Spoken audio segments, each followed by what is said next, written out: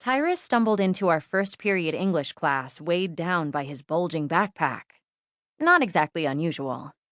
For the 3 months I'd known him, he never went anywhere without enough reading material to keep half the 8th grade occupied for a month.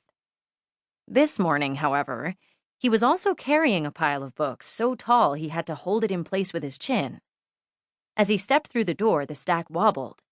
Behind his thick glasses, his dark eyes went wide as he furiously shifted his arms to keep from dousing the kids in the front row with a wave of escaping fiction.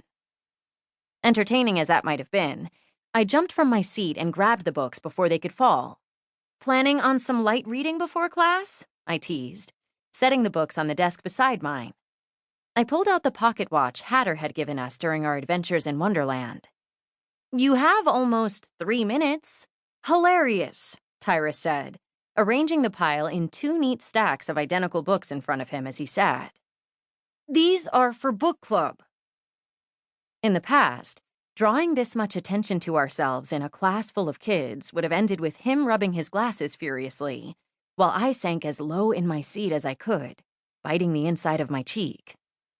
When we first met, in the public library where my mom worked, we'd voted ourselves most likely to be the biggest outcasts in the school.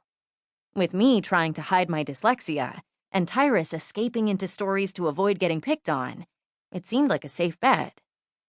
Turns out, rescuing one of the most well-known fantasy worlds in all of literature from a crafty villain, while also discovering that our differences made us stronger, brought out a confidence we didn't know we had.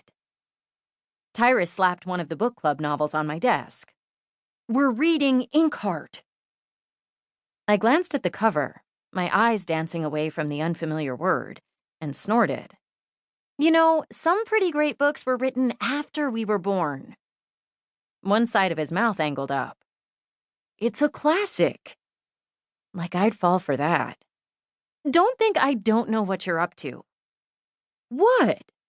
He tried to play innocent, but the grin dimpling his brown cheeks gave him away. "It's just a story about people who, travel in and out of books." I leaned toward him, dropping my voice. "We are not going to read the diaries." "I'm not saying we have to read them," Tyrus whispered back. "I'm saying we should dig them up and make sure they're okay.